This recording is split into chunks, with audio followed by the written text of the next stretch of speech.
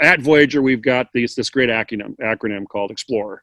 And Right. each letter represents something really important on that exploration of a new thing. And I'd like to ask you to talk a little bit about, we're taking some liberties with the X. It's hard to find words that start with X, like xylophone and things like that, but we're taking some liberties with it. But the idea is the X in Explorer, it really stands for expanding your network and expand. Right. And I'd love to hear you talk about how you are doing that. Now you've been independent for a while. Right. You've grown as an independent person, as a sort of a solo business.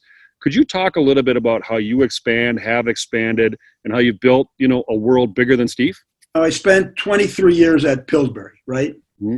And so my network was Pillsbury and associated businesses like agencies, Mm-hmm. okay, promotion agencies, advertising agencies, and that, because our think about this, our main agency was Leo Burnett. I kind of, had a lot of good connections there and in Chicago. Mm-hmm. And being from Chicago, or from the Chicago area, that helped a little bit. And then when I left there and joined Stellus Consulting, that did two things for me. One is it got me away from being only a food guy, right? Okay. Yeah. Which is important even today.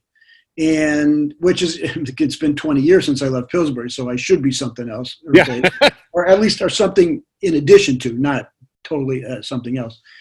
And it also introduced me to a whole new set of folks.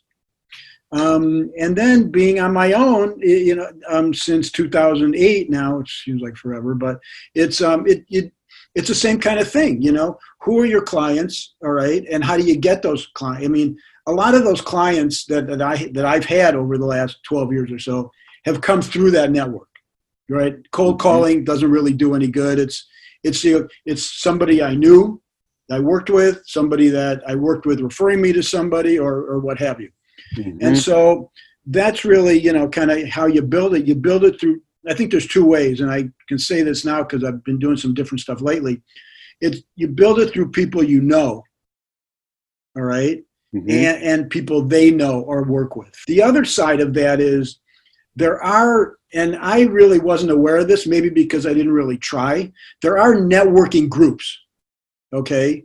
And, UFM is one of them, not transitioning now to, Voyager or what that's going to be. There's a whole bunch of them, right?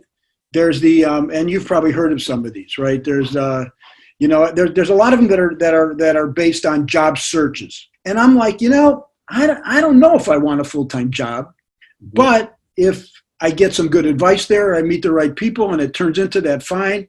If not, I know that, and I know you and Jason have talked about this, is, the gig thing that may turn into a full-time job, if that's what you're looking for, or it may not, but at least if you get an offer, you have an option. There's two major ways of expanding my network or expanding a network. And that is, one is through who you're already networking with. Mm-hmm. Okay. And by either just, serendipity, like, okay, this is my client and this client has this agency and blah, blah, blah. Or one of these more formal networking, formal, informal, I guess there's relatively informal networking, networking groups. Isn't that amazing how networking, and you were talking how your life before as a Pillsbury executive and working with, they were in the building or they were in the orbit of that business unit. Right. And now you walk into a room with, 80 people who are up at 6:45 in the morning from all walks of life with all different skill sets. At Voyager, we talk about that. That is the next stage of work productivity, is where your network is way bigger than what's in the building or what's in that orbit. Exactly.